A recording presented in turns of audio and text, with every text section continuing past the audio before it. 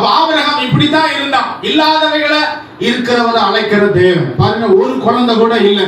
நாள் ஆக ஆக கேட்பாங்க பாத்தீங்களா, நல்ல செய்தியா, கர்ப்பமா இருக்கிறாங்களா, இதெல்லாம் கேட்க இல்லன்னு 25 வருஷமா சொல்லிட்டே இருக்கிறான். ஆனா மனசுக்குள்ள ஒரு எண்ணம், அவர் இல்லாதவைகளை இருக்கிறவைகளை போல அழைக்கிற தேவன். கர்த்தருக்கு ஸ்தோத்திரம். 18ஆம் வசனம் ஏற்கனவே வாசித்துட்டோம். ஆனா அழகா சொல்லி இருக்கு, நம்புகிறதற்கு ஏதுவில்லாதிருந்தும் அதை நம்பிக்கையோட விசுவாசிப்பான். சான்ஸே இல்ல அப்படின்னு எது இருக்குதோ, வாய்ப்பே இல்லைன்னு எதை சொல்றாங்களோ அதை நம்ம நம்பிட்டோம்னா அதுதான் பெரிய விசுவாசம். ஆமென். உடன்படிக்கையின் பிள்ளைகளாக இவர்கள் இருக்க வேண்டும் என்கிற முறையை தேவன் கொண்டு வந்து இதெல்லாம் கர்த்தர் செய்கிறதுனால ஜனங்கள் அழிக்க சித்தமா இருந்தாலும் ஆண்டவர் ஆபிரகாமோடு செய்த உடன்படிக்கையை ஆண்டவர் என்ன செய்யறாருன்னா நினைக்கிறார். ஆமென் சொல்லுவோமா?